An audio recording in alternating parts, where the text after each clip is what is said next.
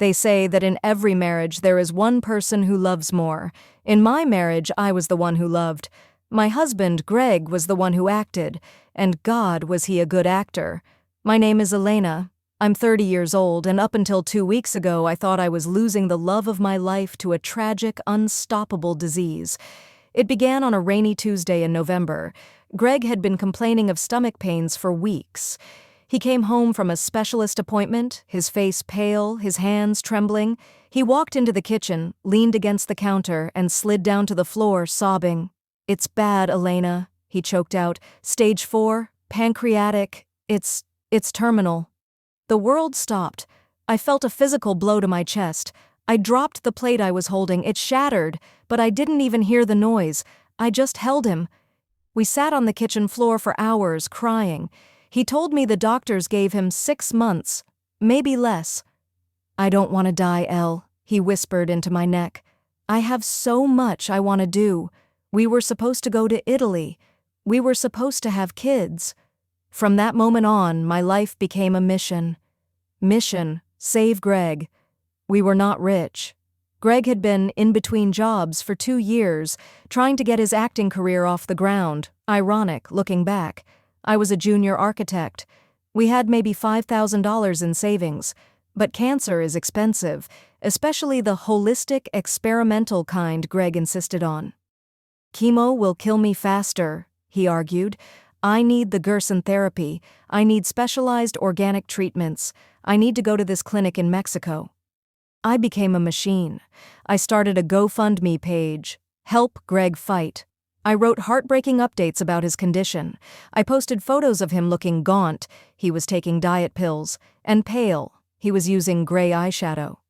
The community rallied. Our neighbors brought lasagna. My coworkers donated their vacation days to me. Strangers sent checks. In 3 months, we raised $150,000. I sold my car. I sold my grandmother's vintage engagement ring, the one thing I swore I'd never part with. I cashed out my humble 401k. I gave it all to him, but the cancer got worse. Greg started coughing up blood. It was terrifying. He would run to the bathroom, hack loudly, and come out wiping a red-stained tissue across his mouth. "It's spreading," he rasped one night. "The Mexico clinic isn't enough. There is one last hope, a black market cure from Russia. It's illegal, it's dangerous, but it has a 90% cure rate." "How much?" I asked, already calculating what else I could sell. $50,000. Cash. Tonight." He gave me the contact for a courier. He told me to meet him in a sketchy parking lot behind an abandoned Kmart at midnight. "Please, Elena," he begged, grabbing my hand with a weak grip. "This is my life." I did it. I withdrew the cash. I drove to the dark parking lot. A man in a hoodie who looked suspiciously like Greg's old college buddy Sketchy Mike handed me a cardboard box labeled with Russian text. He snatched the bag of money and peeled out of the lot. I sat in my car, heart pounding, clutching the box that held my husband's life. The street lamp above me flickered.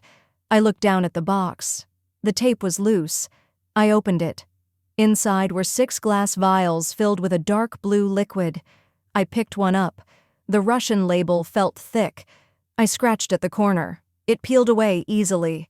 Underneath the printed Cyrillic letters was a factory label. "Premium blueberry extract, concentrated food coloring." My brain short-circuited. Blueberry extract? I dug deeper into the box. At the bottom, crumpled up, was a receipt. Spirit Halloween Store. Item: 1 gallon fake stage blood. Price: $19.99. I sat there for 20 minutes. The tears dried up instantly. The grief evaporated. The realization hit me like a bucket of ice water. He wasn't dying. He wasn't sick. He was scamming me. He was scamming his parents. He was scamming the 1,500 people who donated to his GoFundMe. He had turned my love into an ATM machine. I looked at the medicine. I looked at the receipt.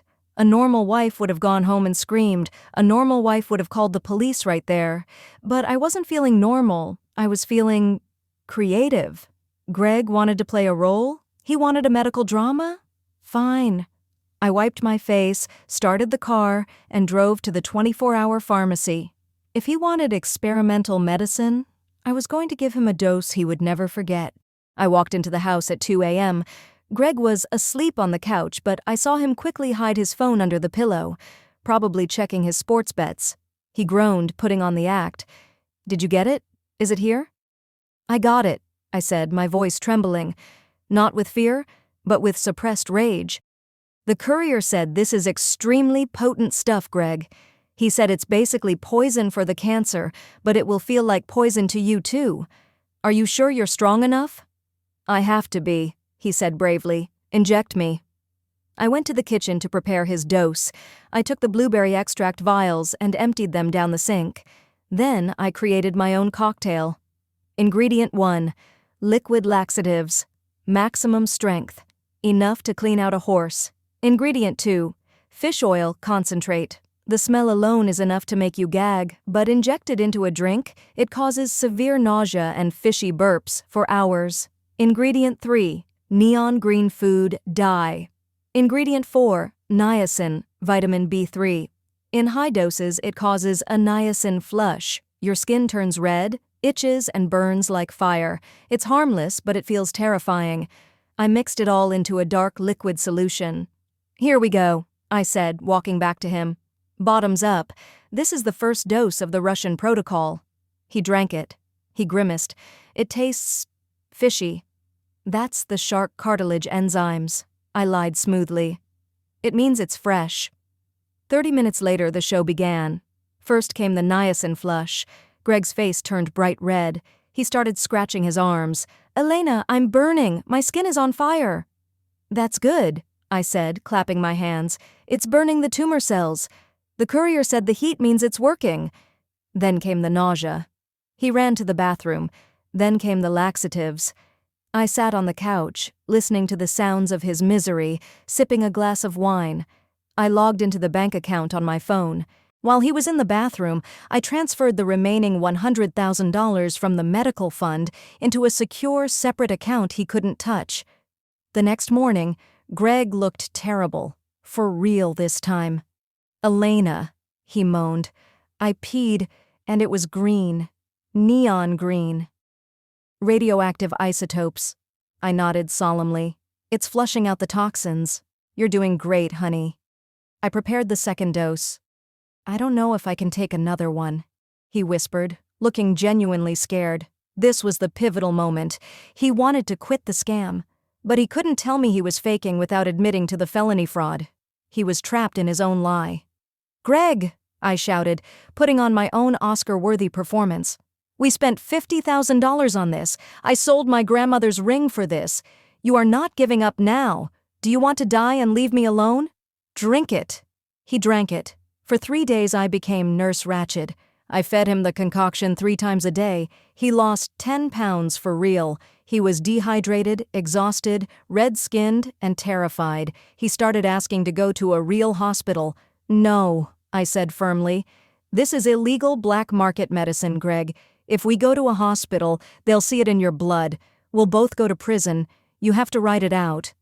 On the 4th day, I decided it was time for the grand finale. I walked into the living room with a look of absolute terror on my face.